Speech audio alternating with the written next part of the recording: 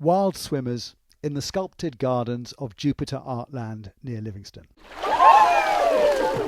A free-spirited, hardy bunch, and the politics among the women we spoke to here leaned towards Scottish independence. Oh, it's lovely. I'm just back, like many Scots, from 2 weeks in Germany, watching the football. And what struck me really clearly there was that there are so many small countries in Europe, the same size as Scotland or even smaller, that are doing really well, and Scotland should be running itself. After independence, there's no need for the Scottish Nationalist Party. It's done its job to get independence, and then we can vote Labour, Liberal, Green, Conservative, any other variety of politicians, because the whole point is for Scotland to be able to manage its own political affairs. But the director of this outdoor sculpture world thinks only Labour can bring the change she wants to the political landscape. We've had SNP in Scotland for the last 12 years, and we've had the Tories in Westminster, and I know that the arts are on their knees in a way that they've never been before. The SNP has been sinking in the polls since the departure of leader Nicola Sturgeon, then Humza Yousaf, following his broken alliance with the Greens. The nationalist dominance in Holyrood is less formidable, and that will be reflected in this election. There's 57 seats up for grabs in Scotland, and in the last election, Labour got just one of them, the SNP 48.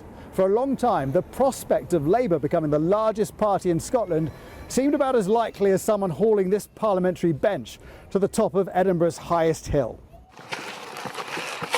But a more fractured SNP makes their goal of breaking up the union seem more distant, and Labour's ambitions of reconquering Scotland more plausible.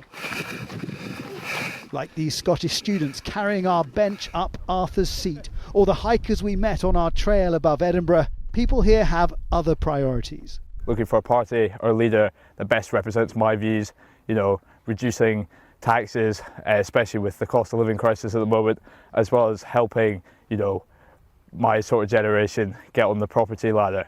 I wouldn't say I'm struggling, but I know a lot of people are, and that is why I tend to vote Labour, because it's not even so much for the position I'm in, but a lot of the population. You think they help people out more? Yeah. With Labour having a real chance of beating the Conservatives, Scots are more likely to vote for them, whether they want an independent Scotland or not. For the first time in my life, I'm voting for Labour. Just look to your whatever left, Yeah. and you can see what's happened in Scotland with not having Labour in power. It's a filthy, filthy weather, filthy politics. You're pointing at Holyrood, you're pointing at the Scottish Parliament. I'm pointing at the Scottish Parliament. And why? What's filthy about it? If we were in America, we'd be shouting, "Drain the swamp." Like Scotland's unpredictable climate, the political weather here seems to be changing, and now anything is possible. Jason Farrell, Sky News, Edinburgh.